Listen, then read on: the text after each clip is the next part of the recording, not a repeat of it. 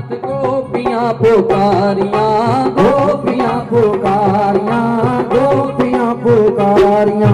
कृष्ण प्रेम रंग विच रंगियां तै सारियां, रंगियां तै सारियां, रंगियां तै सारियां।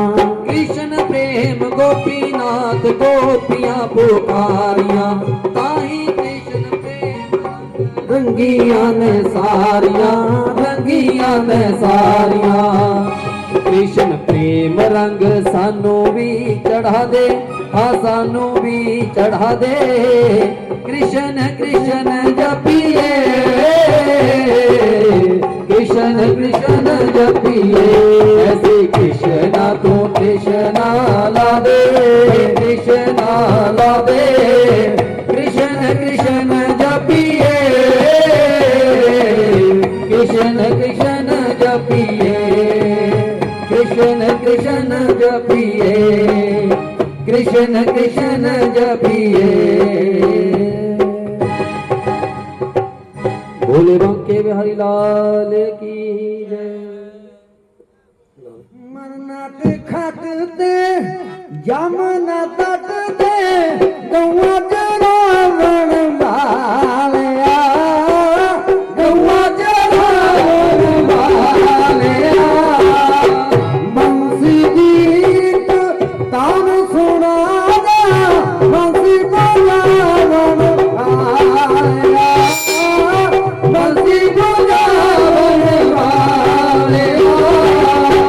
बंसी गीत तान सुना जा, बंसी बजावन वालिया, बंसी बजावन वालिया।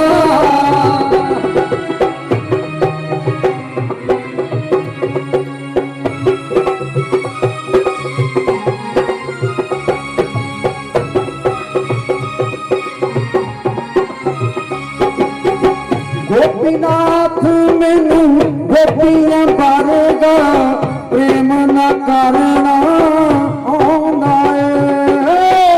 मीरा माई मांग मैनू करना छड़ना आंदा ए।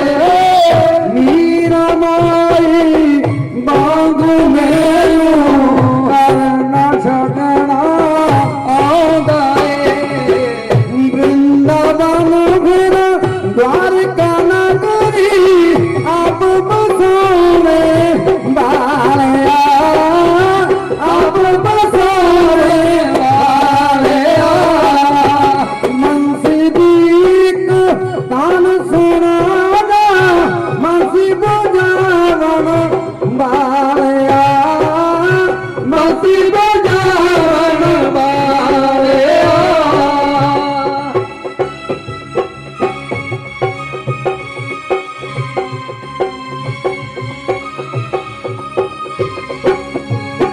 सूरदास जो है अंदले अमूरे, तेरी वंशी बचती है।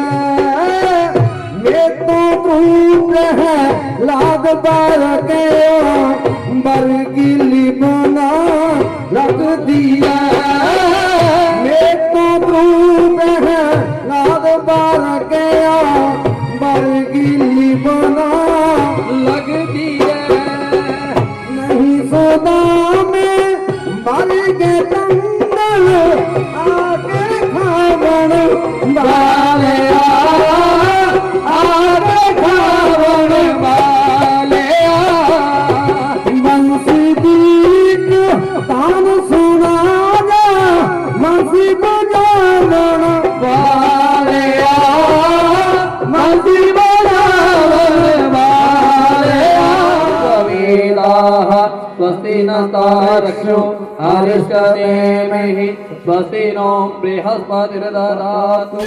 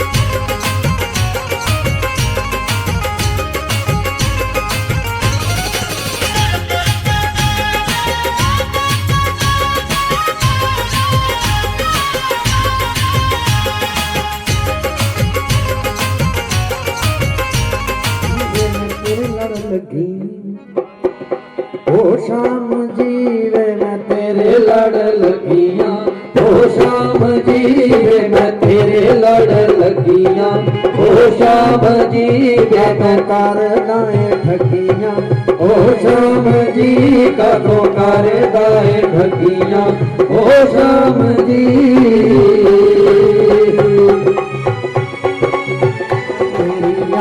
ओ श्याम जी मैं तेरे लड़ लगियां, ओ श्याम जी वे मैं तेरे लड़ लगियां, ओ श्याम जी लाल लाउना ए जब मुरली होठा दे नाल लाउना ए वे तू सारियां दी होश भुलाउना गल तेरियां, ओ श्याम जी वे मैं तेरे लड़ लगियां, ओ श्याम जी वे मैं तेरे लड़ लगियां, ओ श्याम जी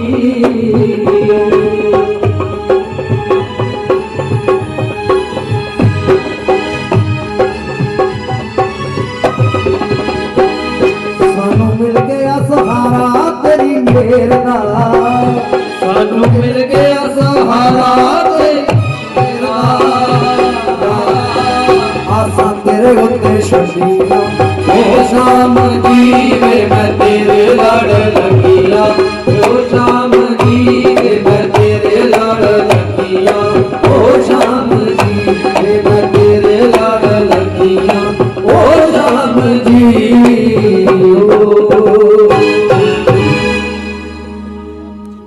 सीताराम सीताराम सीताराम हरे राधे श्याम राधे श्याम राधे श्याम हरे सीताराम सीताराम सीताराम हरे राधे श्याम राधे श्याम राधे श्याम हरे ओ सीताराम हरे ओ राधे श्याम हरे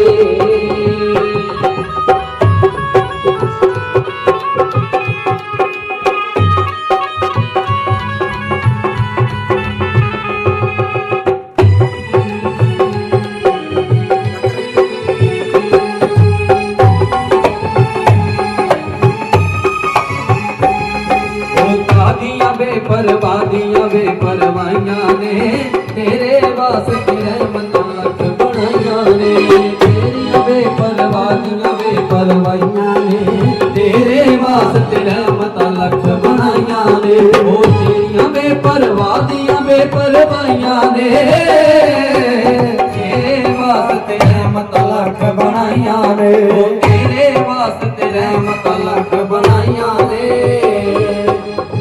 तू भी कुछ कर बंदिया, तू भी कुछ कर बंदिया, ये तू कर सकदा है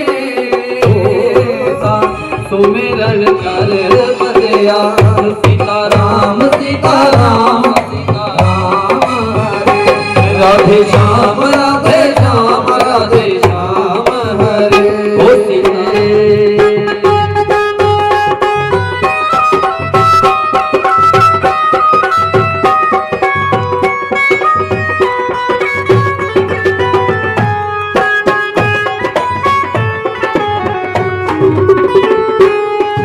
सोच भला जे सूरज रब बनाउंदा ना, अखां सौ हुंदियां भी नजर कुछ आउंदा ना, सोच भला जे रब बनाउंदा ना, अखां सौ हुंदियां भी नजर कुछ आउंदा ना, ओ सोच भला जे सूरज रब बनाउंदा ना, अखां सौ हुंदियां भी नजर कुछ आउंदा ना, ओए अखां सौ हुंदियां भी नजर कुछ आउंदा ना, पर भगत निराले ने, पर भगत निराले ने पत्थरां चों लभ लैंदे, पत्थरां चों लभ लैंदे जेड़े अखियां वाले ने, सीताराम सीताराम सीताराम हरे राधे श्याम राधे श्याम हरे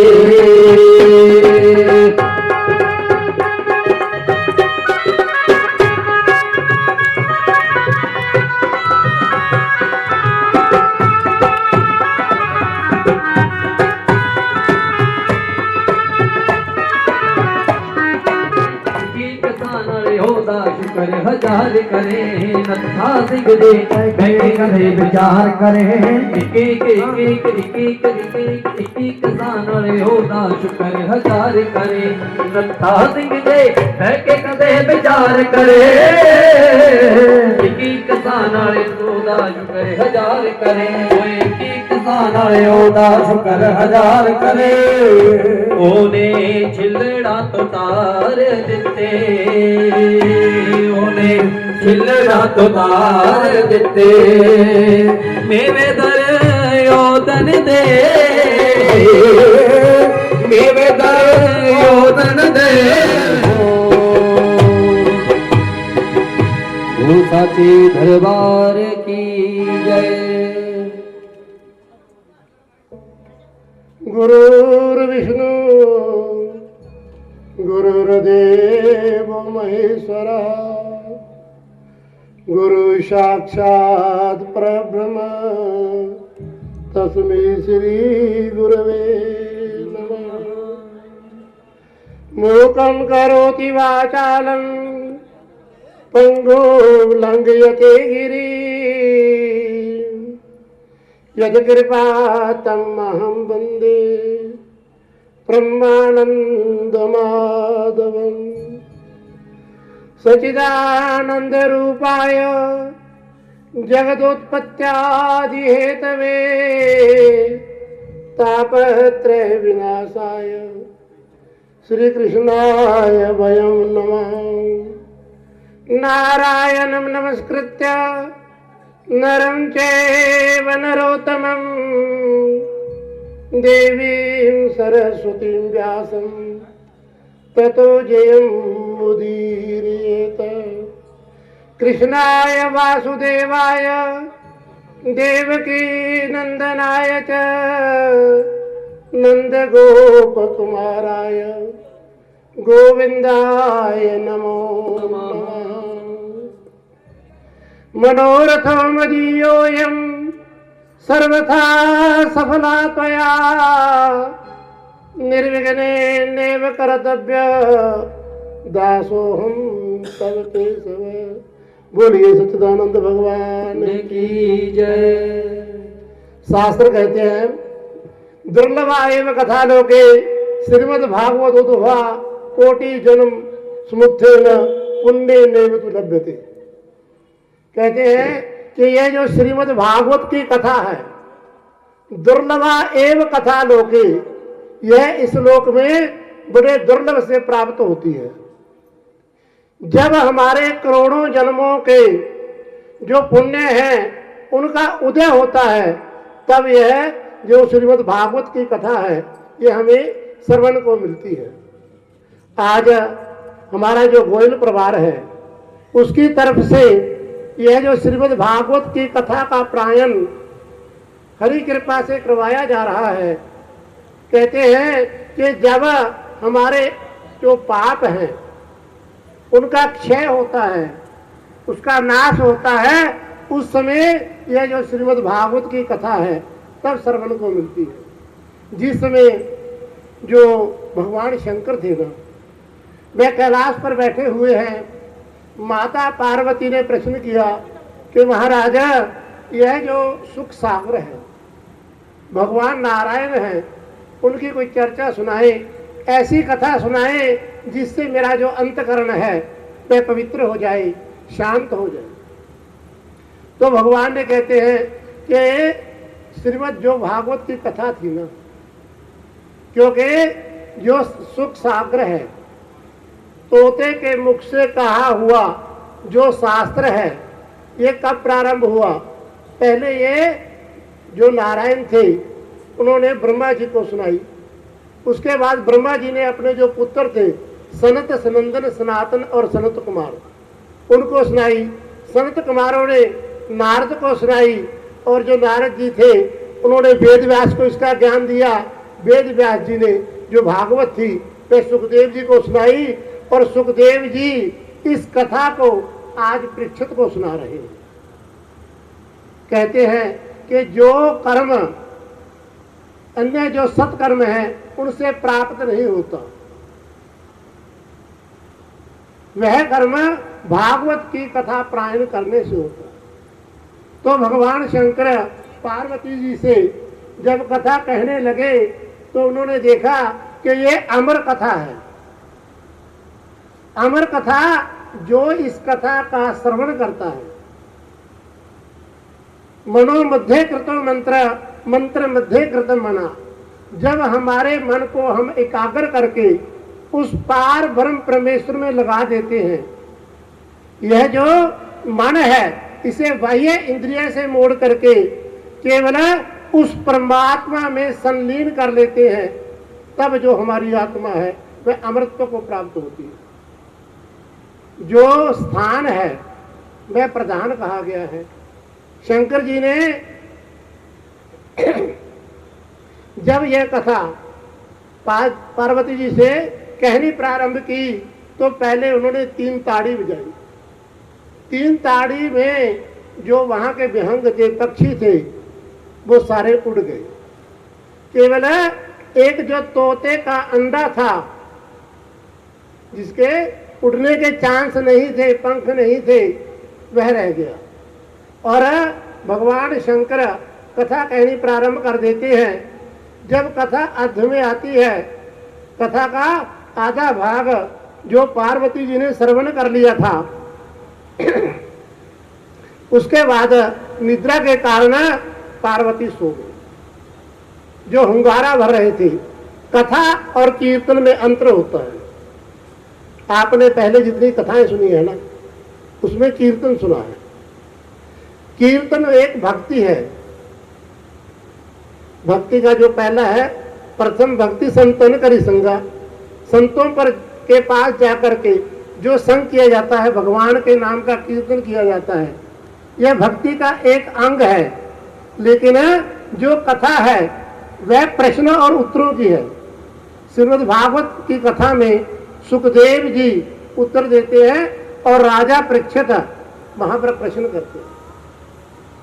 जब तक वक्ता में और श्रोता में प्रश्न उत्तर ना हो तब तक कथा नहीं कही जाती। भगवान के नाम का संकीर्तन करना, मध्याह्ने कर्तव्य विश्रामम घटिका द्वयम, शास्त्र कहते हैं कि कथा के मध्य में अर्थात दोपहर के जो तीसरा अर्ध है, तीसरा पहर है, उसका आधा ग्राह्य है, उसके बीच में और कथा के प्रारंभ में जो 2 घड़ी आती है, 45 मिनट आते हैं, उसमें कीर्तन करना चाहिए। कथा में जो कीर्तन है उसका स्थान नहीं, क्योंकि जो कथा का रस है वह अपना एक अलग है। जब अंतकरण में कथा बैठ जाए तो जो बाह्य ज्ञान है, बाह्य विकार है, वे सारे शांत हो जाते हैं। अब जब जो तोता था उसने सोचा कि यदि भगवान को अंगूरा ना मिला तो जो कथा है वह बीच में रुक जाएगी। पार्वती जी सो गई अंगूरा भरते भरते, लेकिन उसके बाद जो तोता था उसने अंगूरा भरना प्रारंभ कर दिया। सारी जो कथा थी वह सुखदेव जी ने सुन ली, क्योंकि सुख नाम है तोते का, और कथा सुनने के बाद जो अमृतत्व को प्राप्त हुआ इसलिए देवता बन गए, उनका नाम बन गया सुखदेव।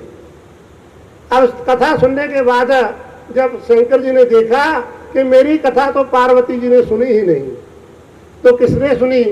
ऊपर देखा तो एक विहंग तोता बैठा हुआ था।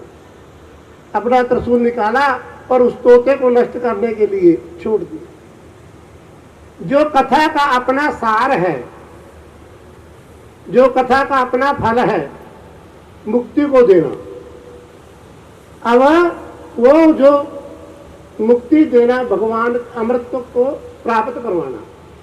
अब अमर हो गया था कथा सुन करके वह तोता, और उसके बाद जब शंकर जी ने वह जो त्रिशूल था वह छोड़ा तो क्या था, आगे आगे तो तोता भागा हुआ है और पीछे पीछे वह त्रिशूल। कहाँ पहुंच गए? वेद व्यास जी की कुटीर में पहुंचे। कहते 12 साल तक तोता वेद व्यास जी की जो पत्नी दिवेदमती उनके गर्भ में रहा।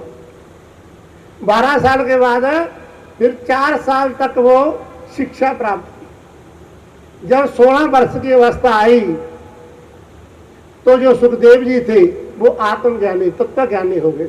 अपने अंतकरण को जिसने जान लिया, यम प्रवर्जन्तं अनुपेतम उपेत कृत्यम द्विपाणयो विरह कातराजुहाव पुत्रेति तन्मय तयत्र वो विवेदु तम सर्वभूतो हृदयम मुनिमानतोस्मि। तो उसी समय जब विरक्ति हुई, वह घर से निकल गई, तो सामने क्या देखते हैं, जो देवमागण है वे निवस्त्र होकर के स्नान कर रही थी, और आगे से जो सुखदेव जी हैं वे निकल जाते हैं। उन्होंने जो देवांगनाएं थी, अप्सराएं थी, उन्होंने वस्त्र पहनने का कोई विचार मन में नहीं आया। और उसके बाद पीछे पीछे पुत्र पुत्र कहते हुए जो अपना वेद व्यास जी थे, वे सुखदेव जी के पीछे जा रहे हैं। जब वो अप्सराओं के सामने आए, देवांगनाओं के सामने आए, तो उन्होंने अपने वस्त्र पहन लिए। तो वेद व्यास जी को बड़ा आश्चर्य हुआ कि जब एक जवान लड़का जिसकी आयु 16 साल की थी, उन्हें देख करके हे देवियों आपने वस्त्र नहीं पहने, पर मैं गतायु हूं, मेरी आयु चौथी अवस्था को प्राप्त है, वृद्ध हूं, मुझे देख करके आपने वस्त्र क्यों पहने? तो वह देवांगनाएं व्यास जी को उत्तर देती हैं कि जो सुखदेव जी हैं वह तो तत्वज्ञानी है, उन्हें स्त्री और पुरुष में कोई भेद नहीं है। उनके लिए सीता राम मैं सब जग जानी, करी हूं प्रणाम जोरी जुग पानी। वह तो अपने आप में जो आत्मज्ञान है, क्योंकि जो आत्मा है यह ना तो पुरुष है और ना स्त्री है, इसका अपना कोई गुण नहीं। महाराजा उन्हें स्त्री और पुरुष का भेद नहीं पता था, इसलिए आपसे जब मन में भेद हो उस समय लज्जा आती है। जिसके मन में भेद ही नहीं उससे लज्जा कैसी? उसमें उनको तो ये ज्ञान नहीं है कि ये पुरुष है या स्त्री, वो तो सभी को उस परमात्मा का रूप मानते। गोविंद मेरो है, गोपाल मेरो है, गोविंद मेरो है, गोपाल मेरो है, श्री बांके बिहारी नंद लाल मेरो है, श्री बांके बिहारी नंद लाल मेरो है, गोविंद मेरो है, मेरो है, गोविंद मेरो है, गोपाल मेरो है, श्री बांके बिहारी नंद लाल मेरो। वो निकल गए तो पीछे से आवाज देते हुए जो वेद व्यास जी हैं वह आ रहे हैं। तो उन्होंने जब वापस ना मुड़े, क्योंकि संन्यास है जो भगवान की भक्ति है, शास्त्र कहते हैं अनन्य चिंतयन्तो माम जो जना पर्युपासते तेषां नित्याभियुक्ता नाम योग क्षेम वहाम नाम। जो एकाग्र भाव से मेरा चिंतन करता है, मेरा मनन करता है, मैं उसका जीवन यापन स्वयं करता हूं। अब विरक्ति मन में थी, तो उन्हें वापस बुलाने के लिए सुखदेव जी को तो वेद व्यास जी ने अपने 2 शिष्य भेजे, और उन्होंने जो भागवत के 4 श्लोक थे, वरदापीरम नटवरवपु करणयो कर्णिकारम विप्रद्भाषा कनकपीशम वैजयंती च मालाम रंध्रान रेणुरग्रसुदया पूरयन गोपवृंदै। जब सुखदेव जी के जो अंतकरण में यह जो भागवत के 4 श्लोक थे ना, यह अंतकरण में गए, तो उसी समय जो आत्मज्ञान था वह जागृत हो गया। उन्होंने सोचा कि ऐसा जो ग्रंथ है वह पढ़ना चाहिए। और उधर जो वेद व्यास जी थे, जब उन्होंने महाभारत की रचना की, महाभारत में 1 लाख श्लोक हैं, उसके बाद जो 17 प्राण थे वह भी रच दिए, लेकिन जो मन था वह अशांत था, कहीं पर भी उन्हें शांति नहीं थी। इसलिए उन्होंने जब भगवान की आराधना की कि प्रभु मैंने इतने बड़ा ग्रंथ लिख दिए, 17 प्राण लिख दिए, लेकिन जो मन की शांति है वह मुझे प्राप्त नहीं हुई। तो नारद जी ने उस समय ये जो श्रीमद् भागवत की कथा थी ना, ये 4 श्लोकों में जो वेद व्यास जी थे उनको कही, क्योंकि यह मन की शांति के लिए, भागवत मन की शांति के लिए सबसे उत्तम साधन है। तो जिस समय इस ग्रंथ का प्रादुर्भाव हुआ, वेद व्यास जी ने अपने पुत्र सुखदेव जी को यह श्रीमद् भागवत की कथा सुनाई, तो देवताओं में ईर्ष्या उत्पन्न हो गई, क्योंकि यदि यह कथा है जो वह उस अमृत को देने वाली है, पुण्य इतना है कि जितने भी शास्त्र हैं सब इससे छोटे हैं। यज्ञात गर्जति समता हो, ज्ञानात ध्यानात गर्जति। जितने हमारे शास्त्रों में यज्ञ कहे गए हैं, व्रत कहे गए हैं, और जितने भी दान हैं, वाजिब आदि यज्ञ हैं, उनमें सबसे ज्यादा जो गर्जना है वह श्रीमद् भागवत की है। क्योंकि सुनी और उसके बाद जो देवता थे उनको ईर्ष्या हो गई कि हमने तो समुद्र का मंथन करके 14 रत्नों के बाद जो अमृत प्राप्त करने के लिए अमृत निकाला था, लेकिन यह उससे कई गुना ज्यादा फल देने वाली है। तो देवताओं ने जो सुखदेव जी के पास जाकर के प्रार्थना की कि महाराज, यह जो कथा है यह आप हमें दे दें, क्योंकि राजा जो परीक्षित है ना, इसे शाप का डर है, भय है मौत का, और उस भय को दूर करने के लिए आप यह अमृत का जो कलश है यह इन्हें पिला दें। लेकिन सुखदेव जी ने क्या देखा कि जो देवता हैं वह भक्ति से हीन है, श्रद्धा से हीन है, और उनको भक्ति से हीन जान करके ये जो भागवत की कथा थी वह नहीं थी। और साथ में कह दिया, क्योंकि देवता जो आदर स्व कार्य कुशला स्वरा, अपने कार्य को करने में जो कुशल है वह स्वर देवता है। लेकिन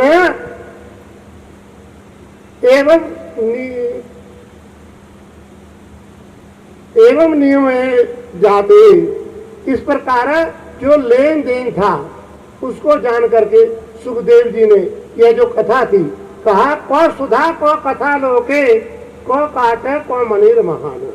कहा तो यह सुधा अमृत, और कहा यह कथा। जो अमृत है वह कांच के समान है, जैसे कांच के जो बंटे होते हैं ना, गोलियां होती हैं, उनका कोई मूल्य नहीं होता, बच्चे उनके साथ खेलते रहते हैं। को मणिर महान, यह जो कथा है यह महान मणि है। इस प्रकार उन्हें श्रद्धा से हीन जान करके ये कथा नहीं। तो क्या होता है, एक दिन जो नारद जी थे वह इस पृथ्वी को सबसे उत्तम जान करके, क्योंकि जो पृथ्वी है वह सबसे उत्तम है, यहाँ पर जो कर्म है उनके हिसाब से फल मिलता है। इस पृथ्वी को देखने के लिए आ गए, क्योंकि लोग कहते हैं कि यहाँ सत्कर्म करने के बाद मनुष्य जैसी गति चाहता है वैसी प्राप्त करता है।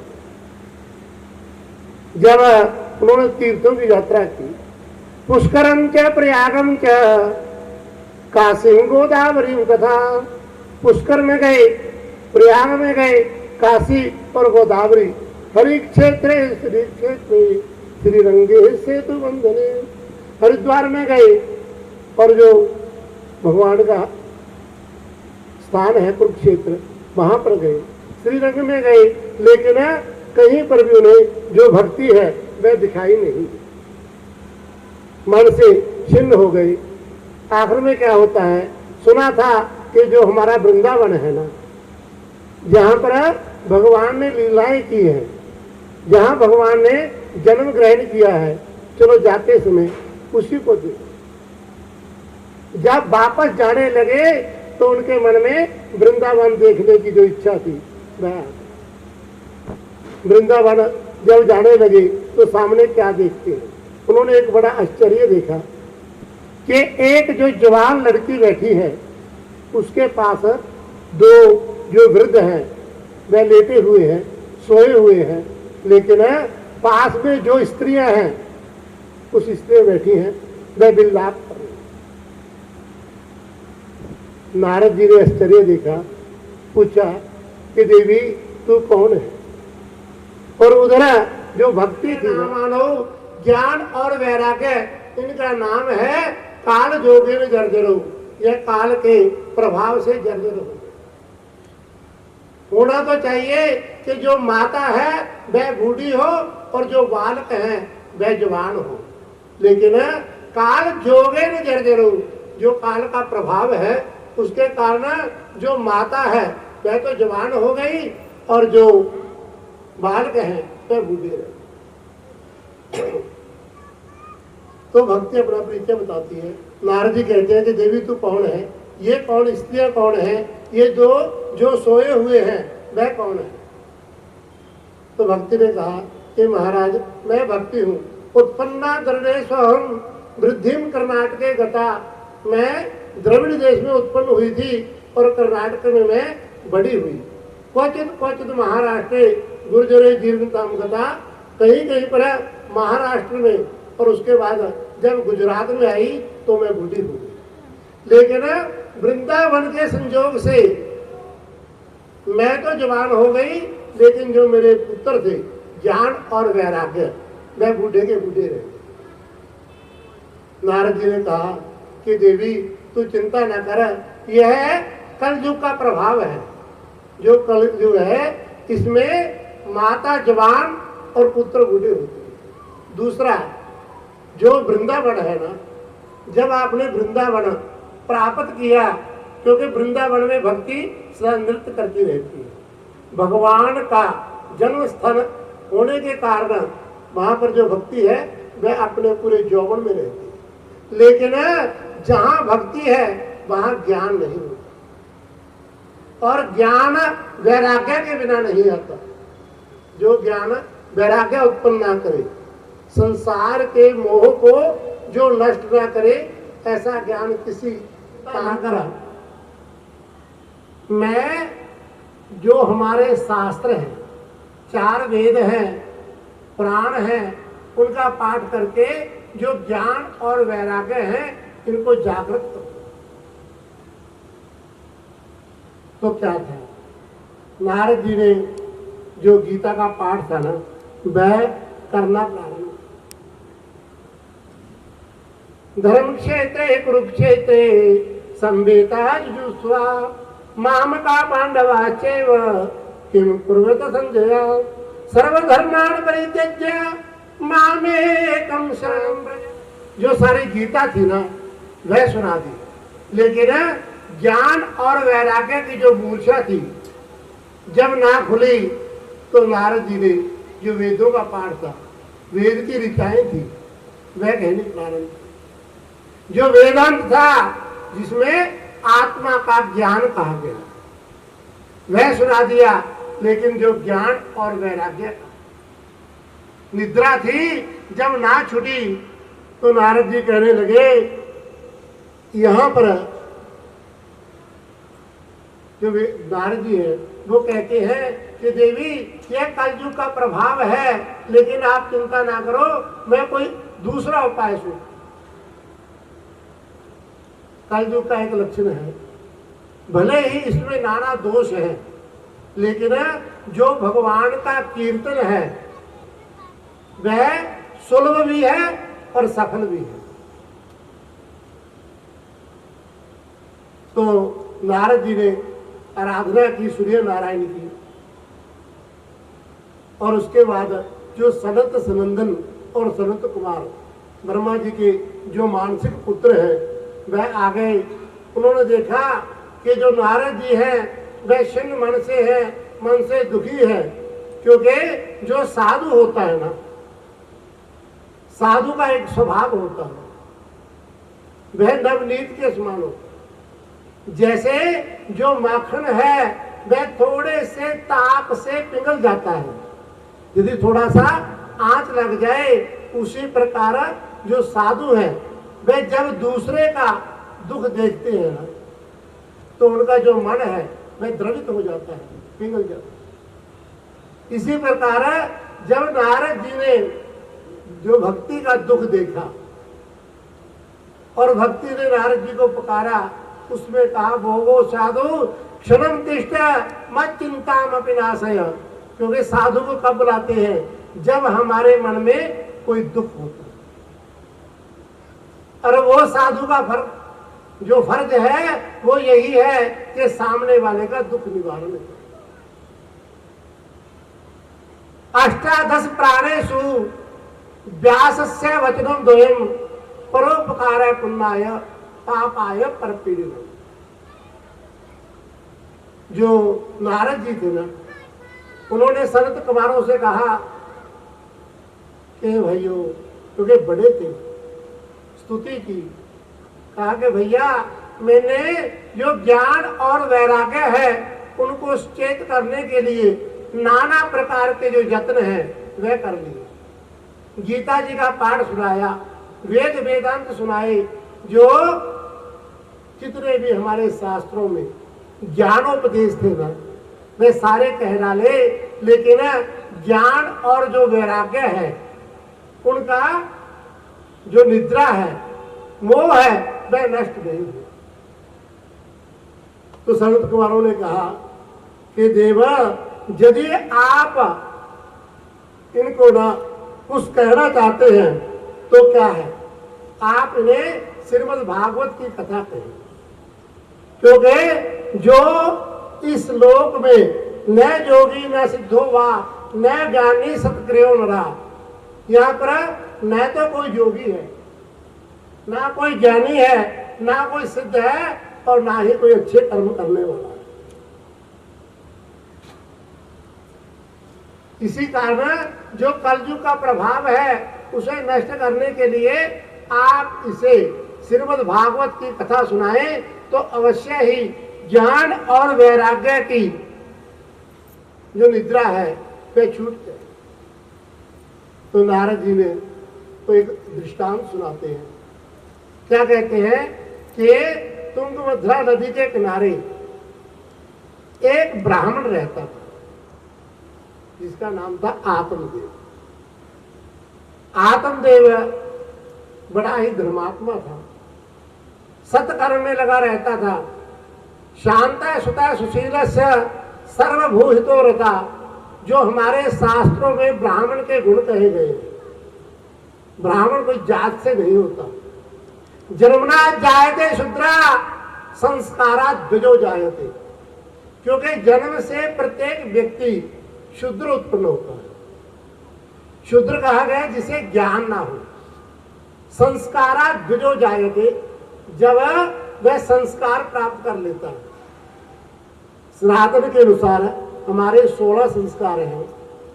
जब 11वां संस्कार यज्ञोपवीत संस्कार हो जाए उस समय वह ध्वज की, जिसका 2 बार जन्म हुआ हो, एक बार तो माता के पेट से और दूसरा जन्म संस्कारों से, जब गुरु से शिक्षा मिल जाए तो ध्वज बनता है।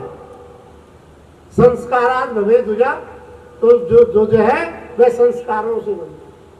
वेद पाठात भवेद विप्रा, यदि वेदों का पाठ कर ले, वेदों का ज्ञान ले ले तो उसे विप्र कहते हैं।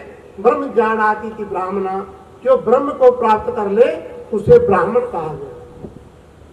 इसलिए जो नारद जी थे ना, उन्होंने कहा कि जो आत्मदेव है वह अपने आप में एक देव, अपने आत्मदेव, अपने आप में देवता। जो ब्राह्मण के सत्कर्म थे वह उसमें मौजूद। विद्या पढ़ना और पढ़ाना, दान लेना और दान देना, यज्ञ करना और करवाना, ये 6 कर्म ब्राह्मण के कहे गए हैं। उसमें तत्पर था जो उनकी पत्नी थी धुंधली, जैसा नाम था वैसे धुंधली। अब आत्मदेव तो हमारी आत्मा है और जो धुंधली है वह हमारी बुद्धि है। जैसा नाम था वैसे गुण थे। वो बड़े ही रुष्ट स्वभाव, क्रोधी थी, लेकिन जो आत्मदेव था वह भगवान की भक्ति में सदा लीन रहता था। शास्त्र कहते हैं जो सुबह उठना है ना, वो ब्रह्म मुहूर्त में उठना चाहिए। ब्रह्म मुहूर्त या निद्रा सा पुण्य क्षय कारणी। जो ब्रह्म मुहूर्त की निद्रा है वह पुण्य का नाश करने वाली है। और जो सुबह की संध्या है, उत्तमा तारकोपेता मध्यमा लुप्त तारका अधमा भास्करोपेता प्रातः संध्या त्रिधामता। जो सुबह सूर्य उदय होने से पहले हमारे घर में तारे रहते रहते संध्या वंदन कर लेते हैं, वह उत्तम फल देते हैं। तारे छिपने के बाद और सूर्य उदय होने के पहले जो उसके बीच में संध्या करते हैं, वह मध्यम फल देते हैं। और जब सूर्य उदय हो जाए उसके बाद हम घर में दीपक जलाते हैं, संध्या करते हैं, तो शास्त्र कहते हैं उसका कोई फल निकृष्ट है। लेकिन आज तो जो जमाना है इतना बदल गया, सुबह उठना तो क्या, सभी सूर्य उदय के बाद ही सा पुण्य क्षय कारणी। वो जो निद्रा है ना, सारे पुण्यों का नाश करने वाली है। इसलिए जो आत्मदेव थे वे ब्रह्म मुहूर्त में उठ करके उस परमात्मा का कीर्तन किया था और परमात्मा की भक्ति में सदा तल्लीन रहने वाले थे। अब शास्त्र एक और बात कहते हैं, जिसके कहते संतान नहीं होती ना, तुम नाम नरकम तस्मात् त्रायते इति पुत्रा।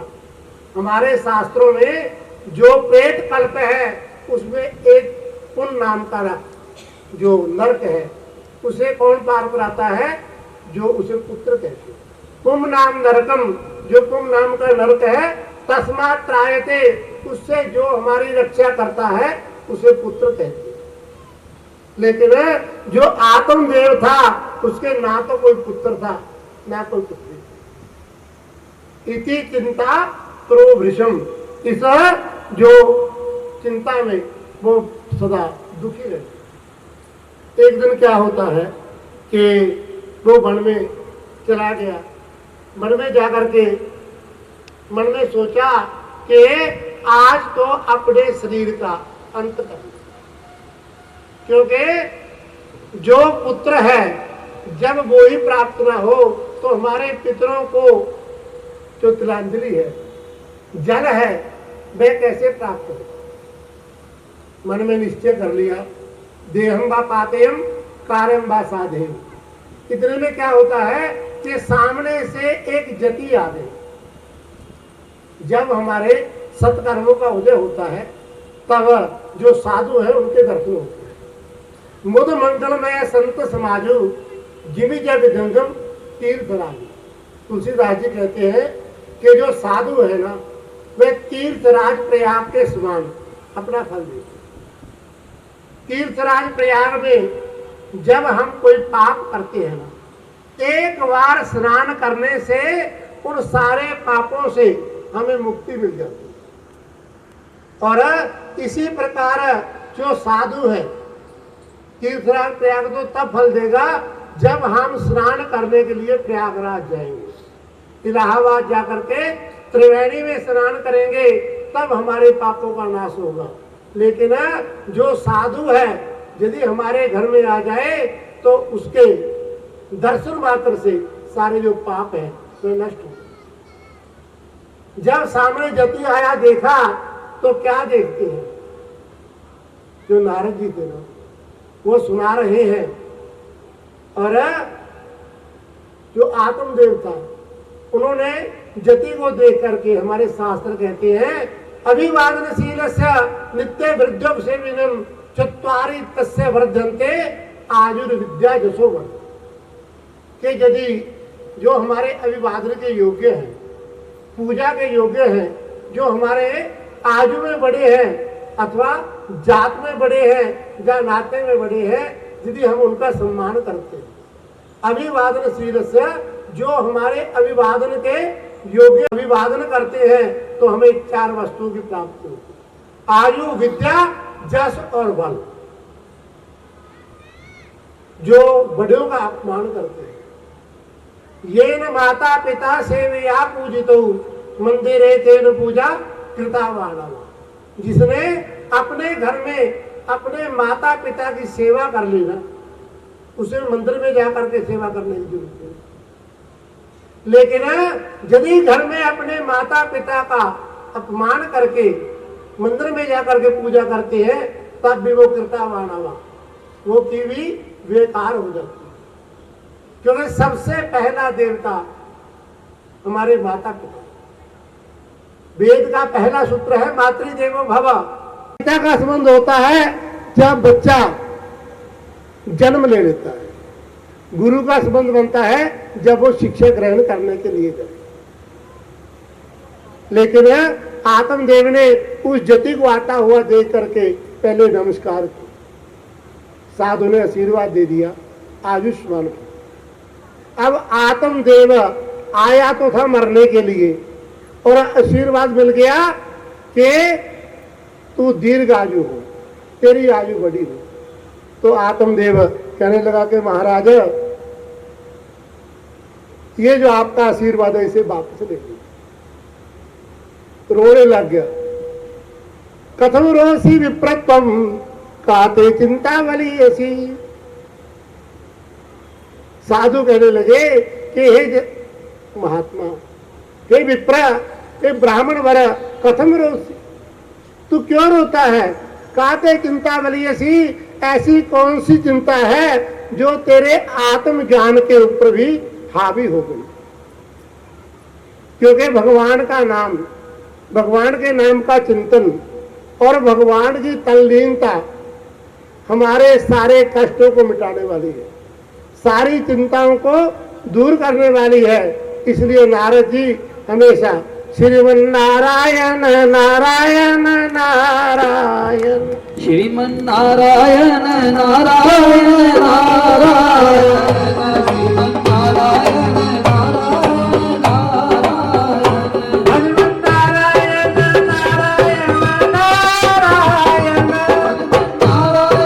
नारायण नारायण, श्रीमन नारायण नारायण नारायण, श्रीमन नारायण नारायण नारायण, भगवान नारायण नारायण नारायण, श्रीमन नारायण नारायण नारायण, श्रीमन नारायण नारायण नारायण, श्रीमन नारायण नारायण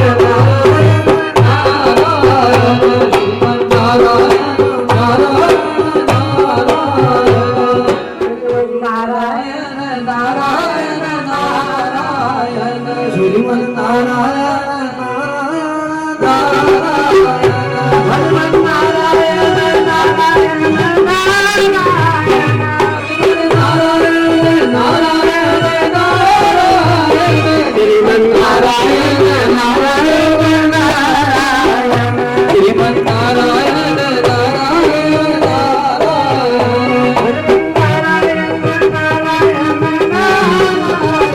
भजमन नारायण नारायण नारायण, श्रीमन नारायण नारायण भगवान की जय। जब जो साधु थे, जति थे, उन्होंने कहा कि महाराज ऐसी कौन सी चिंता है जो आपके ज्ञान के ऊपर हावी हो? तो आत्मदेव जी कहते हैं ना पुत्रो ना विवा पुत्री ततः चिंता करो वृषम। महाराज ना तो मेरे पास कोई पुत्र है और ना पुत्री है, यही चिंता मुझे सताई जा रही है। तो ज्योति कहने लगे कि महाराज मैंने देख लिया जो आपका भाग्य है वह इस जन्म में तो क्या, आपके तो 7 जन्मों में भी संतान है। महाराज यह जो संसार है यह कांटों क्या विषौना, मुंच ज्ञानम प्रजा रूपम। ऐसे घर को धिक्कार है जिसमें एक बालक नहीं की, ऐसे धन को धिक्कार है जो अपनी संतान की पालना के लिए खर्च नहीं हो। लेकिन जति कहने लगी कि महाराज जो कुपुत्र है ना, मैं नरक को देने वाला हूं। यदि सुपुत्र हो जाए तो आपके लिए लाभकारी है, लेकिन यदि कोई पुत्र हो गया तो नरक को देने वाला है। तस्य आग्रह समालोक्य, फिर उसका जो आग्रह था, निवेदन था, व्यक्ति ने स्वीकार किया। कहा कि महाराजा मैं आपकी कुंडली बनाता हूं। शास्त्र कहते हैं पंचमेश से पंचमेश जाके वे त्रिक भाव, ऐसा जोग जो लखी परे ताके पुत्र भाव, जिसके 5वें घर से 5वां अर्थात भाग्य का स्वामी 3, 6, 8 और 11 में बैठा हो, उसके संतान नहीं। महाराजा जो तुम्हारी भाग्य रेखा है ना, उसके हिसाब से आपके भाग्य में पुत्र नहीं। अवधि तावता पुत्र नैवच नैवच, तुम्हारे इस जन्म में तो क्या 7 जन्मों तक पुत्र नहीं है। आत्मदेव ने सोचा कि जो मेरे 7 जन्मों का वृत्तांत मुझे सुना सकता है, 7 जन्मों का जो आने वाला जो मेरा भाग्य है वह मुझे बता सकता है, इससे तत्वज्ञानी और कोई नहीं। यह मेरी जो कामना है वह भी पूर्ण कर। चरण पकड़ लिए। कहा कि महाराजा मैं आपके चरण तभी छोड़ूंगा जब आप मुझे पुत्र का वरदान देंगे, क्योंकि साधु बोले सहज सुहा, साधु का बोला वृथा न जाए। यदि सहज मते से साधु वचन कर देना तो युग बदल जाते हैं। कहा कि महाराजा अब मैंने फैसला कर लिया, जो ब्रह्म हत्या का दोष है ना, मैं अब जो अपना शरीर है यहीं पर योग अग्नि से त्याग करूंगा। जो उसका दोष है वह आप पर होगा। देहम व पातेयम कार्यम व साधेयम, या तो मुझे फल दे दो या फिर मेरा जो पाप है, ब्रह्म हत्या का दोष है, उसे स्वीकार कर। भगवान को कौन प्राप्त करता है? जिद्दी व्यक्ति सबसे ज्यादा प्राप्त करता है। जब तक हट नहीं करते ना, रोते नहीं, उस समय तक तो माता भी दूध नहीं पिलाती। बच्चा सोया हो या खेलता हो तो माता सोचती है पहले ये काम कर लूं फिर दूध पिला दूंगी, फिर भी नहीं रोया फिर ये काम कर लूं तब पिला दूंगी। तब तक जब तक बच्चा रोता नहीं तब तक माता दूध नहीं देती। उसी प्रकार है, जब तक व्यक्ति जिद नहीं करता तब तक उस परमात्मा को प्राप्त नहीं। आत्मदेव ने जिद कर ली यति के सामने।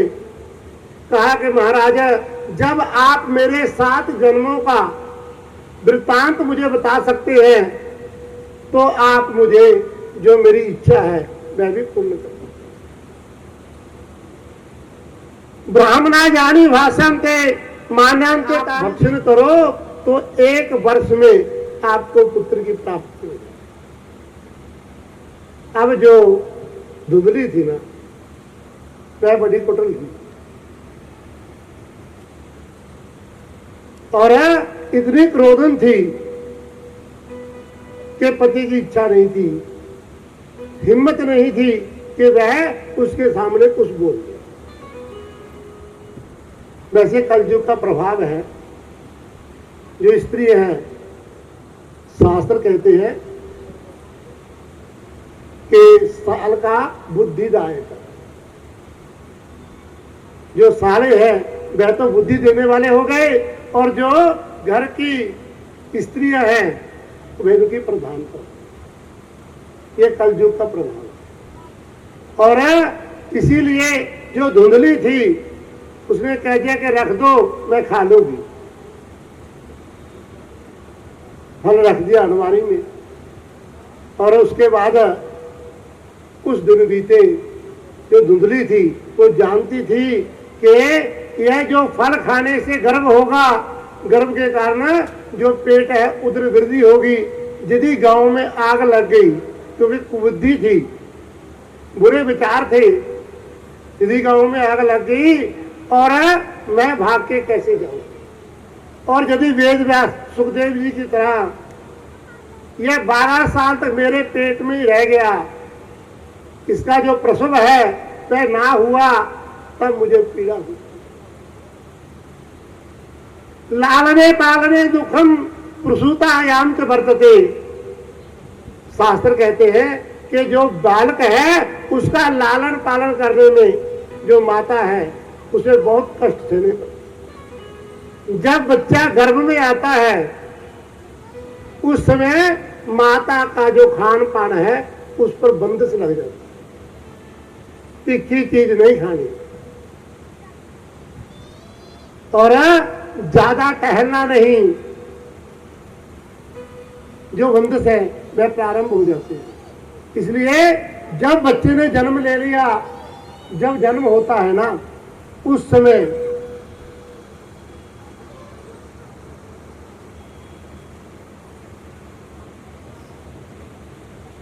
बोले कृष्णचंद्र भगवान की, जब कहते हैं बच्चे का जन्म होता है ना उस समय माता जो कष्ट सहन करती है, एक यदि हड्डी टूट जाए उसमें जितनी तकलीफ होती है उससे 10 गुना ज्यादा बच्चे को जन्म देने में तकलीफ होती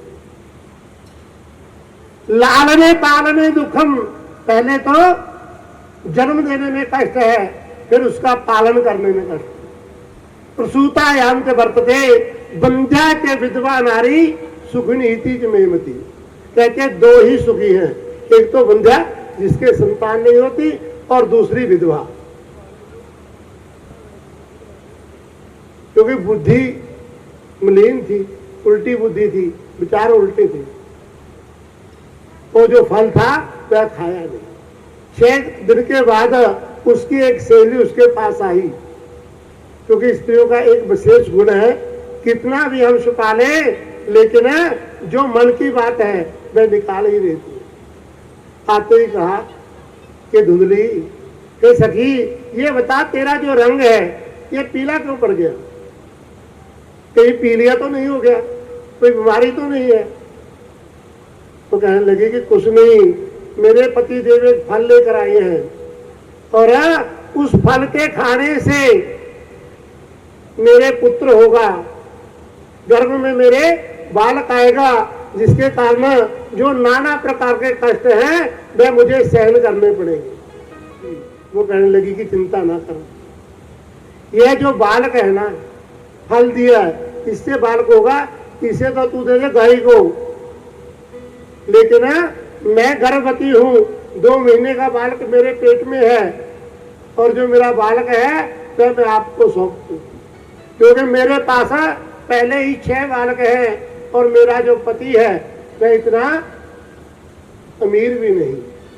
आप मुझे अपने पति से कह करके उस रुपए दिला देना जिससे मेरा जो गुजारा है वह भी हो जाएगा और साथ में जो आपका पुत्र है आपको मैं सौंप दूंगी, आपका भी कार्य पूर्ण हो जाएगा और साथ में मेरा भी हो जाएगा। ठीक है, और नाटक कर लेना, क्योंकि तो धुंधली थी, छलिया थी, कहा कि छल कर लेना, अपने पेट पर पहले छोटा कपड़ा उसके बाद बड़ा और 9 महीने के बाद कह देना कि बच्चा हो। ठीक है, दोनों ने जो ब्याह थी बना ली और उसके बाद दिन बीतते गए, क्योंकि ब्राह्मणों के वचन यदि का आशीर्वाद कभी खाली नहीं जाता। 6 महीने के बाद उसकी जो बहन थी उसके यहाँ पुत्र ने जन्म लिया। उस पुत्र को छल के साथ अपने घर में ले आई और पति से झूठ बोल दिया कि पति देव आपके घर में पुत्र ने जन्म लिया। बोले विष्णु भगवान की। शास्त्र कहते हैं सत्यम बुरियात प्रियम बुरियात न बुरियात सत्यम अप्रियम। सत्य बोलो, प्यारा बोलो, ऐसा सत्य ना बोलो जिससे दूसरे को कष्ट हो। लेकिन जो धुंधली थी उसने झूठ बोल दिया, जो सखी का बेटा था उसे अपना पुत्र बना करके ले आई घर में, और उसके बाद जब पुत्र को जन्म ही नहीं दिया तो दूधियों में दूध कैसे आए। आत्मदेव को कह दिया कि महाराज आप पुत्र को प्राप्त करके भी पुत्रहीन हूं, क्योंकि जो मेरा स्तन है, मेरी दूधियां हैं, उनमें दूध नहीं है, और आपके बेटे की रक्षा मैं कैसे करूंगी।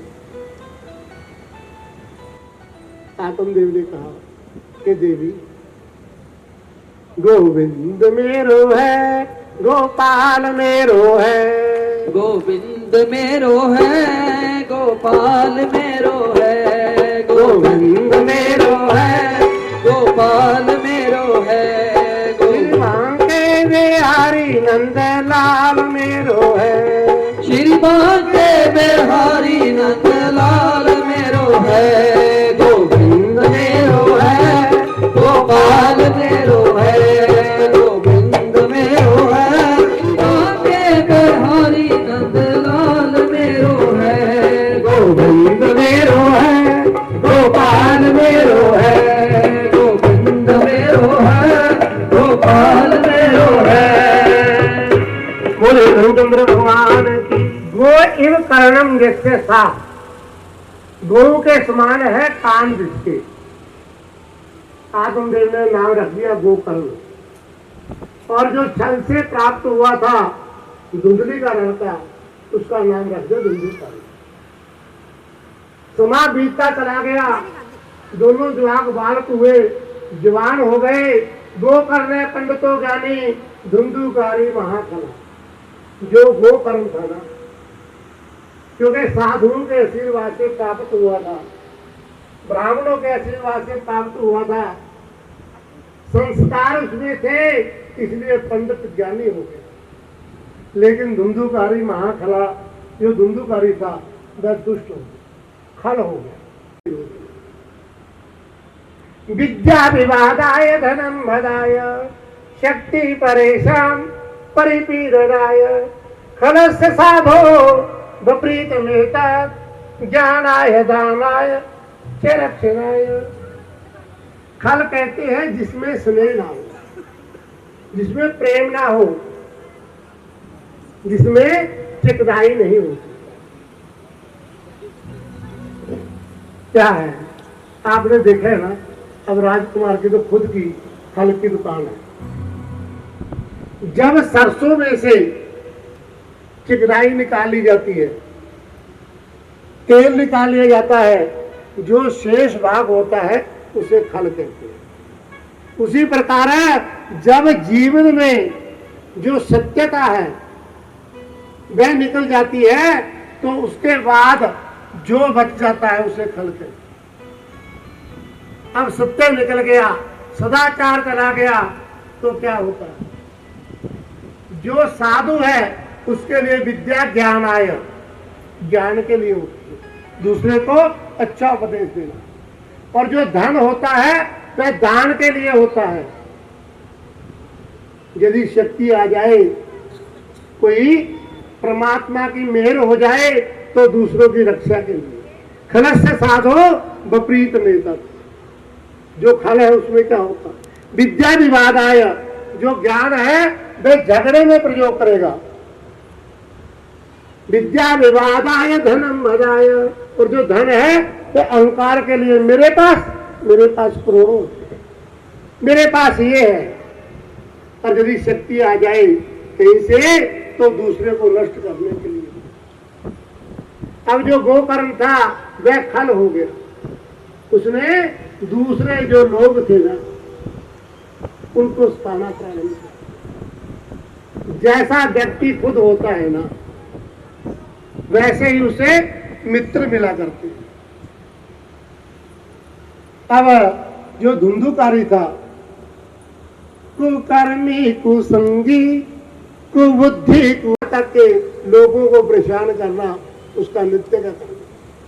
और उधर जो गोकर्ण जी थे, सुसंगी सुकर्मी सुबुद्धि सुदासा, सुसंगी थे, हमेशा सत्संग में रहा करते थे, सोचते थे तो उस पार ब्रह्म को चिंतन करने के लिए।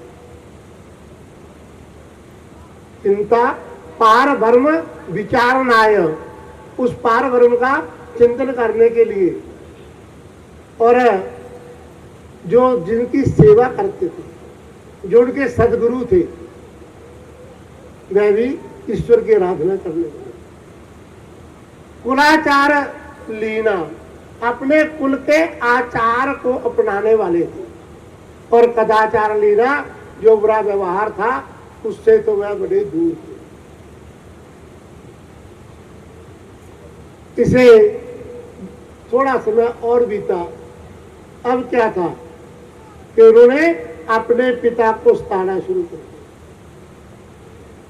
शास्त्र कहते हैं, पिता धर्म है पिता कर्म है, पिता ही परमं तपा, पितृ प्रीति महापुण्य प्रियंते सर्वदेवता। सबसे बड़ा धर्म पुत्र के लिए क्या है? अपने पिता की आज्ञा का पालन करना। पिता कर्म, कर्म भी क्या है कि पिता के बताए काम को करना। पिता ही परमं तपः, भगवान की आराधना करने की जरूरत नहीं। यदि पिता की आज्ञा का पालन कर लिया तो सबसे बड़ा तप कर लिया। पितृ प्रीति मापन्ने, यदि बालक के ऊपर पिता प्रसन्न हो जाए तो प्रियंते सर्वदेवता, सभी देवता प्रसन्न हो जाते। लेकिन जो धुंधुकारी था उसने अपने पिता को कष्ट देने प्रारंभ किया। जितना पैसा था, अनाय उपार्जितम धनम 10 वर्षानि तिष्ठति, जो अन्याय से कमाया हुआ धन है ना, वो 10 साल तक तिष्ठति। प्राप्त तो एकादशे वर्षे, जब 11वां वर्ष प्रारंभ हो जाता है ना, समूलम तद विनश्यति, तो मूल के साथ नष्ट हो जाता। अब माता ने छल के द्वारा पुत्र को प्राप्त किया, तो पुत्र होने के कारण जो घर का आचार था, घर के जो नियम थे, सब भंग हो। इसीलिए जो आत्मदेव थे उन्होंने देखा कि अब बात बिगड़ गई। उन्होंने अपने पुत्र के सामने अपना दुख रोना प्रारंभ कर दिया, क्योंकि शास्त्र ज्ञान को बड़ा कहते हैं। कहा कि बेटा, तुम्हारा जो बड़ा भाई है धुंधुकारी, वह बड़ा उत्पात करता। ऐसा कोई दिन नहीं जब घर में कोई उलाना ना आया हो, उसके उलाने से मैं दुखी हूं। गोकर्ण जी कहने लगे, मुंच ज्ञानम प्रजा रूपम। पिताजी याद करो कि जब आपके पास, आप साधु के पास गए थे, जति के पास गए थे, तो उन्होंने एक श्लोक बोला था, मुंच ज्ञानम प्रजा रूपम, छोड़ दो प्रजा रूप, बच्चों को छोड़ दो। सुतम कस्य धनम कस्य, कौन किसका पुत्र है? सुतम कस्य धनम कस्य, तो किसका धन? स्नेहवान ज्वलते निशि, जिसने प्यार कर लिया, स्नेह कर लिया, वह दिन रात जलता रहे। इसलिए आपने क्या कर कि आप नहीं दिया।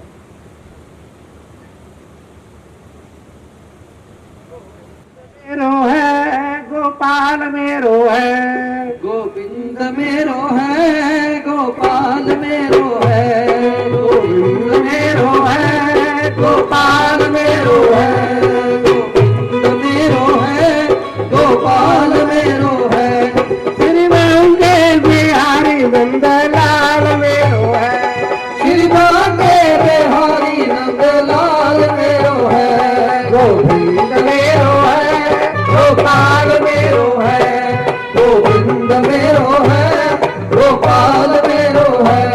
बोले रुद्र भगवान की जय। जो कन्या है उसे सबसे ऊपर कहा गया।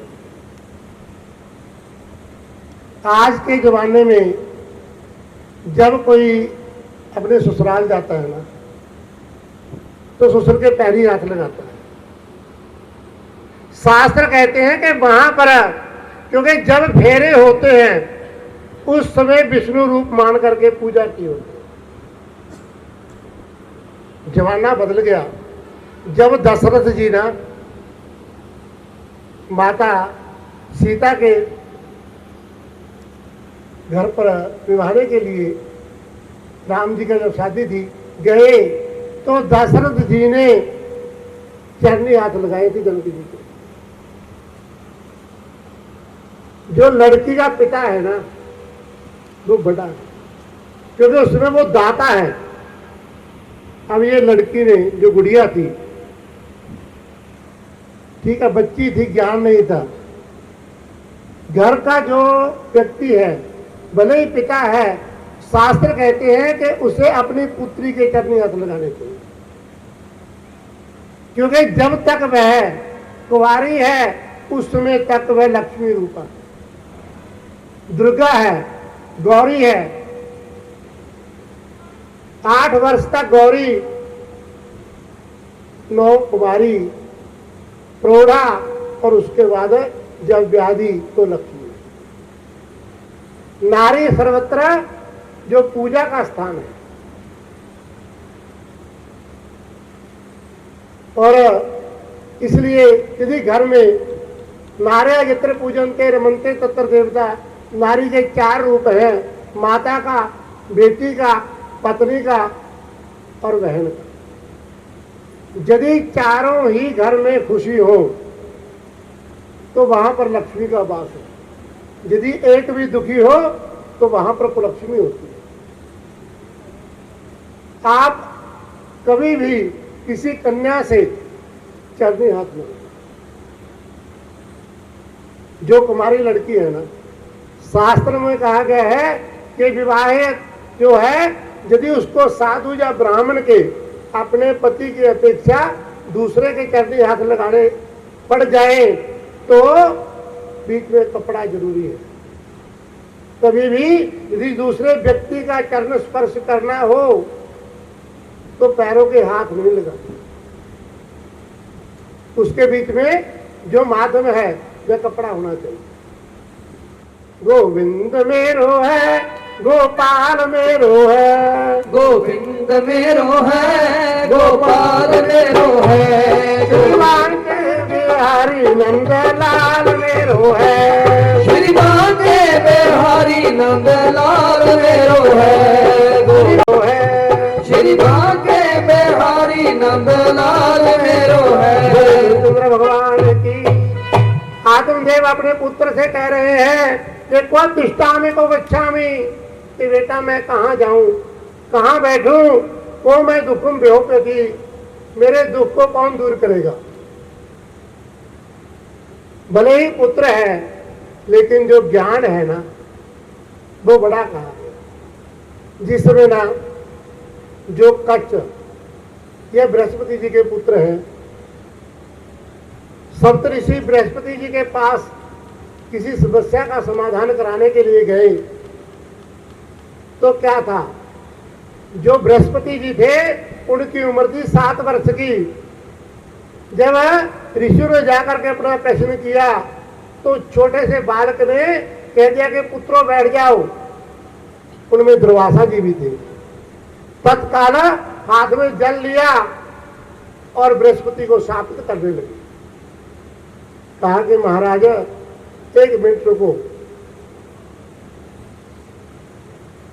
पहले निर्णय करो आप मुझे शाप क्यों दे रहे हैं। कहते हमारी जो आयु है 88,000 वर्ष की आयु हो गई, लेकिन जो आपकी आयु है वह केवल 7 वर्ष है। आयु वृद्ध होने के कारण हम तो आपको पुत्र कह सकते हैं, लेकिन आप छोटे हैं, हमें पुत्र कैसे कहा।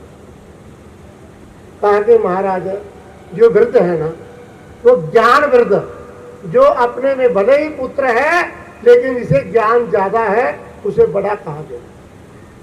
7 वर्ष के बृहस्पति जी ने जो दुर्वासा आदि ऋषि थे उन्हें पुत्र कह के पुकारा, और आज जो आत्मदेव थे वो अपने पुत्र गोकर्ण जी को कह रहे हैं को गच्छामि को तिष्ठामि, तो मैं दुखम व्योपेत, मेरे दुख को कौन दूर करेगा, मैं कहाँ जाऊं, कहाँ बैठूं। तो जो गोकर्ण जी थे वो कहने लगे असारे खलु संसारे यह जो संसार है पिताजी, ये सारहीन है, इसमें कोई सार नहीं। इसे छोड़ करके आप वन में जाएं और उस परमात्मा का भजन करें। क्या है वह ईश्वर की आराधना करने के लिए वानप्रस्थ है। जब सारे प्रकार से इंद्रियों को मोड़ करके एकाग्र भाव से उसका चिंतन करना, तो आप घर को छोड़कर करें। अनन्य चिंतयन्तो माम जो जना पर्युपासते तेषां नित्याभियुक्ता नाम योगक्षेम वहाम्यहम्। क्योंकि भगवान खुद कहते हैं कि जो एकाग्र भाव से मेरा चिंतन करता है, मेरा मनन करता है, उसका जीवन यापन मैं स्वयं करता हूँ। बोलिए विष्णु भगवान की जय। तो क्या था, आत्मदेव ने अपने पुत्र से ज्ञान लेकर के घर को छोड़ करके मन की ओर प्रस्थान कर सी, वो भी चला गया, ते जो तुंदली सी वो भी मर गई। गोकर्ण ने सोचा, शास्त्र कहते हैं कि जिसके घर में माता नहीं है, माता यस्य गृहे नास्ति भार्या क्या प्रिय भाग्नि अरण्येन तेन गंतव्यम यथा गृहम।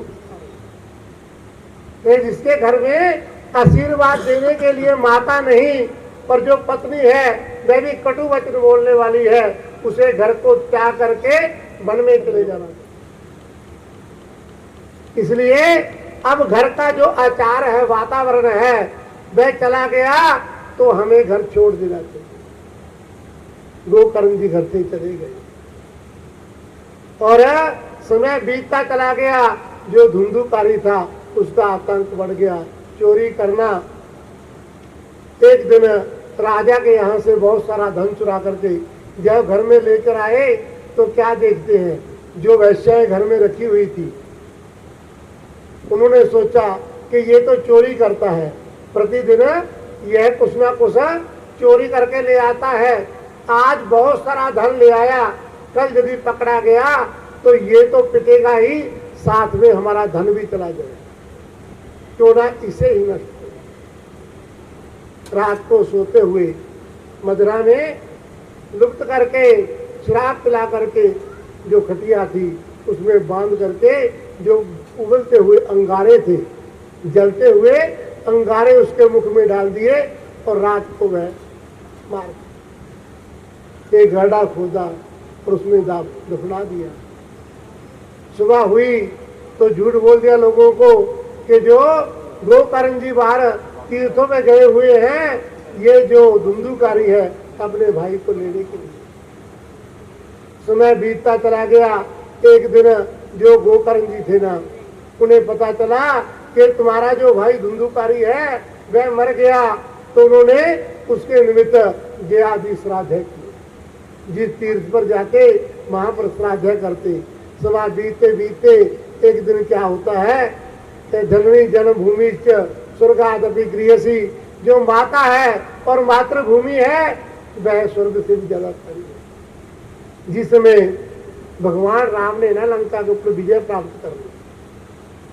लंका जब जीत ली तो लक्ष्मण ने राम से कहा कि भैया अब अयोध्या जाने की क्या जरूरत है, अयोध्या एक सामान्य नगरी है, यह जो लंका है यह सोने की है, क्यों ना हम इसी पर राज कर ले।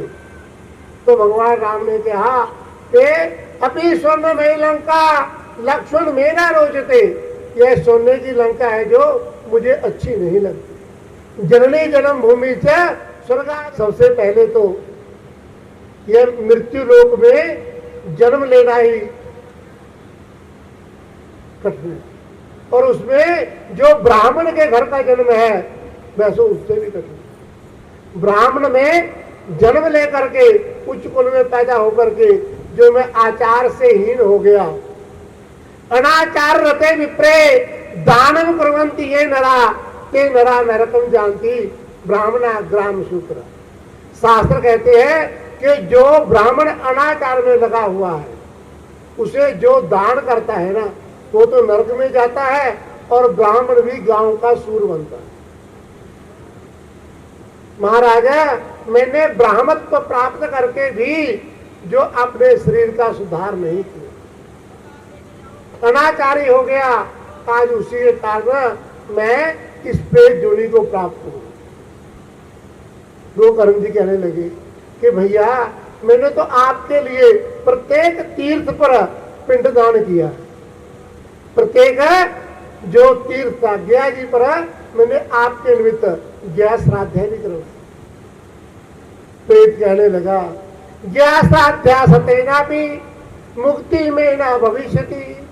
कि भैया, तू एक श्राद्ध की बात करता है, यदि 100 बार गया जी करवा देना तब भी मेरी मुक्ति नहीं होगी।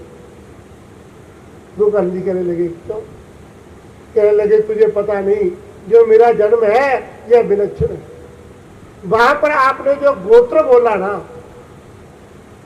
वह अपना बोलती। भैया, मेरे तो गोत्र का ही नहीं पता।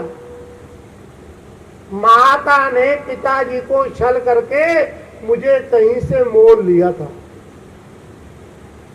मैं छल के कारण पैदा हुआ, इसलिए यदि आप 100 गया श्राद्ध भी कर ले तब भी मेरी मुक्ति नहीं। गोकर्ण जी ने कहा कि भैया, अब तो विश्राम कर, मैं कल आपको कोई ना कोई उपाय सोच करके बता। सुबह जब उठे, संध्या बंधन की, सूर्य नारायण को जल देने लगे तो प्रार्थना की, हे जगत साक्षी, हे सूर्य नारायण, ऐसा कोई उपाय बताए जिससे कि मेरा जो भाई प्रेत है उसकी मृत्यु। तो आकाशवाणी हुई, कहा कि उसे श्रीमद् जो भागवत है ना उसका प्राण।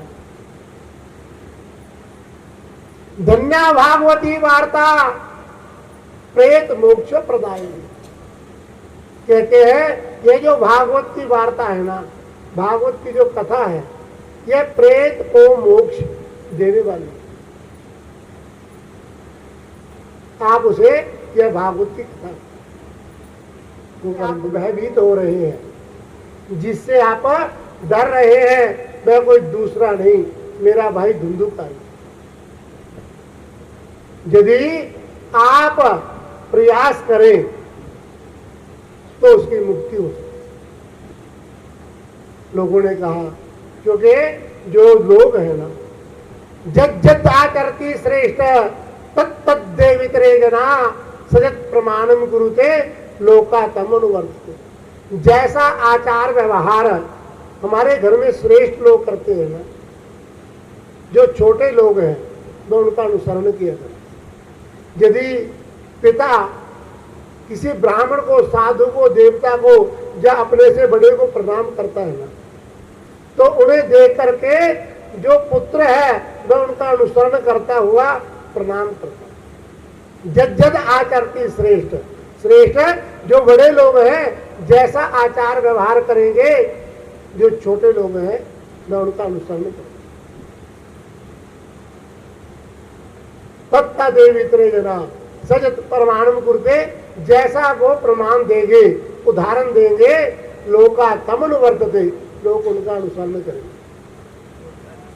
जब मेरी जो माता थी ना, उसने छल के द्वारा मुझे लिया और वही दुर्गुण मेरे में आ गए, ब्राह्मण होते हुए मैं आचार से हीन हो गया, हीनाचारी हो गया, इसलिए आज मेरी यह दुर्गति है। यदि आप सहयोग दें तो जो मेरा भाई है उसको मुक्ति। अब श्रेष्ठ थे गोकर्ण जी, ज्ञानी थे। लोगों ने कहा कि ठीक है महाराजा, आप जैसा कहेंगे हम वैसा प्रबंध कर लेंगे। उन्होंने प्रबंध किया, कथा का मंडप बनाया, वहां पर कथा करनी प्रारंभ की। जब पहले दिन की कथा हुई ना, तो जो प्रेत था अब वो कथा सुनने के लिए आया। कहते हैं जो प्रेत का रूप शास्त्रों में बताया है ना, वो बड़ा विकराल बताया। उस विकराल रूप को देख करके कहीं जो कथा सुनने वाले हैं भयभीत ना हो जाए, क्योंकि जब कथा में आकर के कोई बिगड़ डालता है ना तो एक दोष का भागी बन जाता। जो धुंधुकारी था उसने सोचा कि यदि मैं कथा के बीच में चला गया और मेरा विकराल रूप दे करके जो श्रोता हैं उनमें कभी बिगड़ पड़ा तो मैं एक और पाप कर लूंगा। इसलिए जो पास में एक बांस का पेड़ था उसके बीच में जो ना खाली जगह थी उस पे आकर के उस छिद्र में आकर के बैठे। धुंधुकारी जी ने कथा सुनी और जो गोकर्ण जी थे वे कथा करते चले गए। पहले दिन का विश्राम हुआ। पहले दिन के विश्राम के बाद जब देखा शाम रात्रि हुई तो जो बांस की एक गांठ थी ना वो फट गई। दूसरे दिन दूसरी जब 7 दिन में जो सप्ताह थी वह पूर्ण हुई तो बांस दुफाड़ हो गया और उसमें से एक दिव्य आत्मा पुरुष पैदा हुए निर्णय लेने के लिए। जो हरि के दास थे वह पुष्प विमान लेकर के आए। जब पुष्प विमान लेकर के हरि के दास आए तो गोकर्ण जी ने उन्हें प्रश्न किया कि महाराज यह जो कथा थी यह सभी ने मनन की, सभी ने सुनी, जो सारे लोग थे गांव के उन्होंने सुनी, लेकिन जो विमान आया वह एक ही कथा वेद कुता जाता। यह जो कथा का वेद है यह कहां से उत्पन्न हो। तो हरि के दास कहने लगे कि महाराज कथा तो सभी ने सुनी थी लेकिन मनन किसी ने नहीं किया। गोकर्ण जी जब कथा कह रहे थे तो सामने बैठे हुए जो श्रोतागण थे ना उनका जो मन था वह एकाग्र। कहते हैं कि मोक्ष कब होता है? अनन्य चिंतन तो माम, जब एकाग्र भाव से मेरा चिंतन कर, एकाग्र भाव से जब मुझे भजते हैं मेरा भजन करते। लेकिन जो गांव वाले थे ना उनका ध्यान तो रहता था कि 5 बज गए, कथा समाप्ति, घर जाकर के रोटी बनानी है। बोली विष्णु भगवान की। क्योंकि जब फल का भेद मन के अनुसार है, मन में दुविधा आई तो भेद।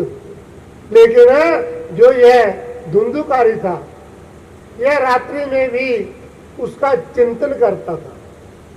जब हम शयन करते या निशा सर्वभूतानाम तस्यम जागृति संयमी यस्यम जागृति भूतानि सा निशा पश्यतो मुने। कहते हैं जब हम क्या देखते हैं किसी गुरुद्वारे में, मंदिर में या साधु के डेरे में गए तो देखते हैं कि साधु महात्मा सोए हुए, 8 बज गए और महात्मा अभी भी सोए हुए।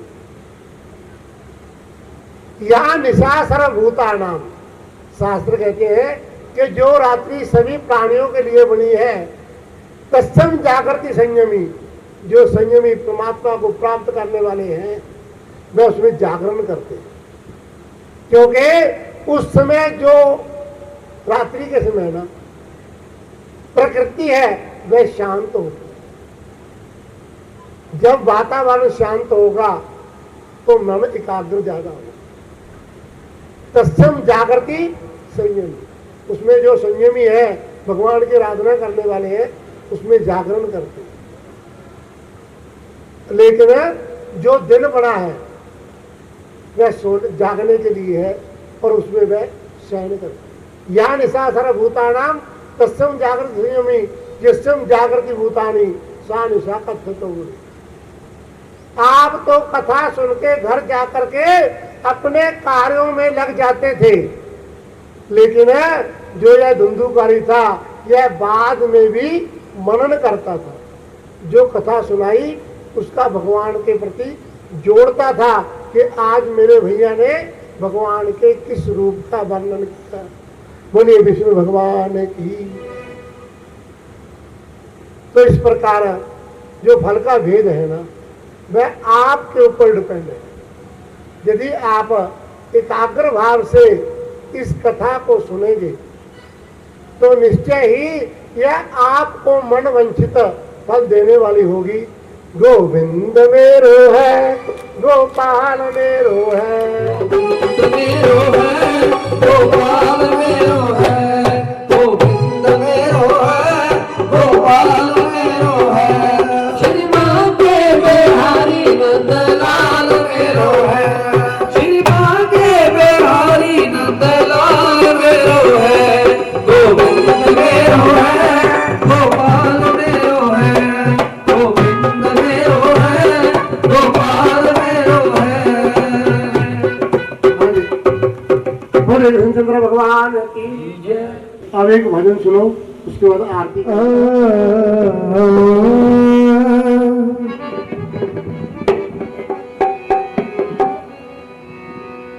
तू न करे के भोर करे केड़ा,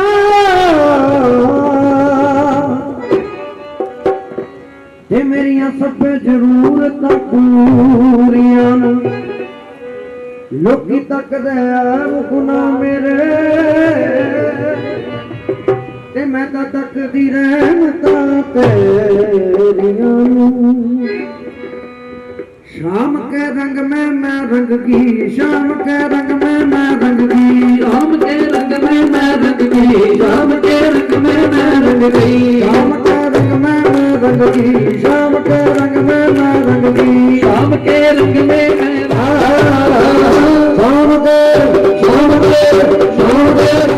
रंग गई, शाम के रंग में मैं रंग गई।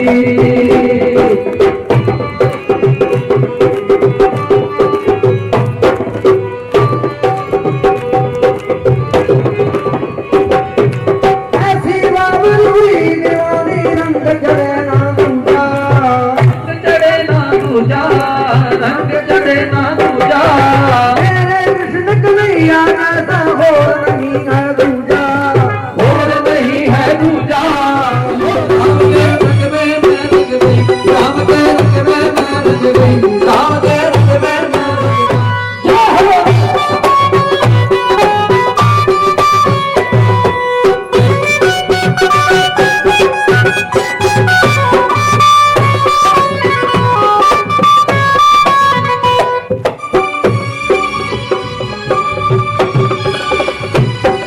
हुक्म दास है इन चरणों का, हुक्म आपका पाऊं, हुक्म आपका पाऊं, हुक्म आपका पाऊं, हुक्म मिले जो मेरे शाम का, हुक्म हाजरी लाऊं, हुक्म हाजरी लाऊं, हुक्म हाजरी लाऊं। मुझको लाई अपनी खबरिया हो, राम गए, राम गए, राम के रंग में मैं रंग गई, राम के रंग में मैं रंग गई, राम के रंग में मैं रंग गई।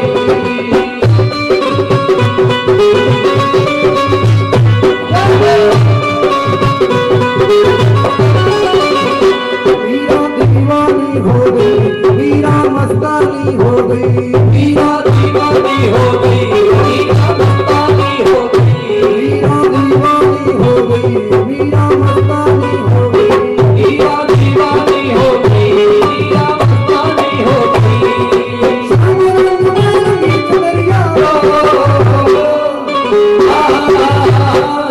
गए, राम गए, राम के रंग में मैं रंग गई, राम के रंग में मैं रंग गई, राम के रंग में मैं रंग गई, राम के रंग में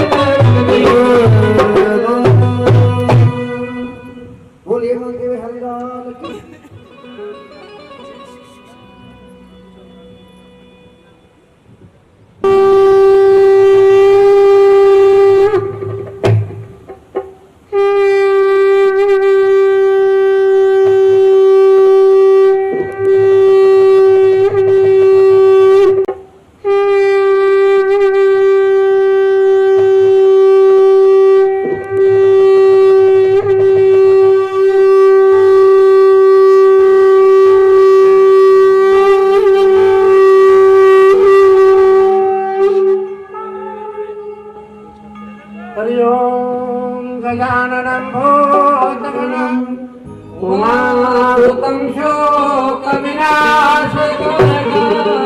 नमामि विघ्नेश्वर पादपङ्कजं त्वमेव माता च पिता त्वमेव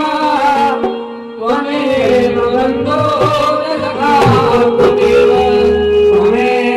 विद्या धरिणां त्वमेव धर्मां त्वमेव देव कर्पूरगौरं करुणावतारं संसार सारं भुजगेन्द्रहारं सदा वसन्तं हृदयारविन्दे अहं भवामि सततं नमामि। ओम जय जगदीश हरे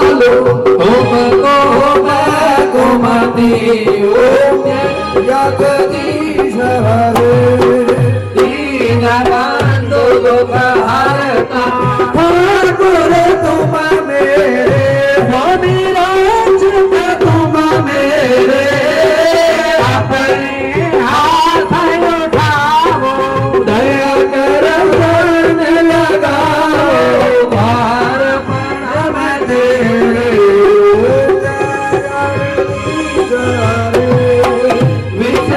विकार मिटाओ बाबा रो देवा स्वामी का रो देवा श्रद्धा भक्ति बढ़ाओ श्रद्धा प्रेम बढ़ाओ धन हर गुरुवा ओम जय जगदीश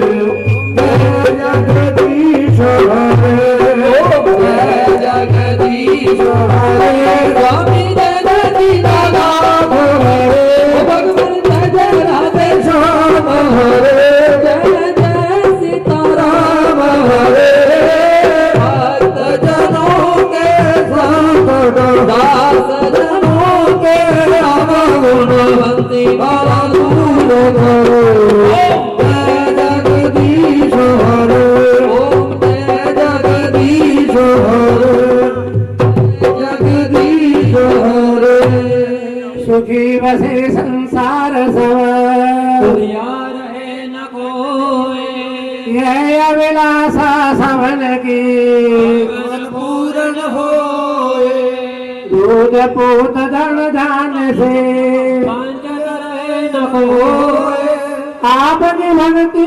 प्रेम से मन हो भरपूर राग देश से चित मेरा हो सो भागे दूर मेरे भरोसा नाम का हमें सदा जगदीश आशा तेरे धाम की बनी रहे मम ईश पाप से हमें बचाइए करके दया दयाला अपना भक्त बनाई के सबको करो निहाला तुमसे यह विनती करूं सुनिए कृपा निदान साधु संग सुख दीजिए ज्ञान मरता दान कृष्ण कृष्ण कह द्रौपदी करे कृष्ण का ध्यान अब मोरी रक्षा करो श्री कृष्ण चंद्र भगवान दाता के दरबार में सभी करे हाथ दो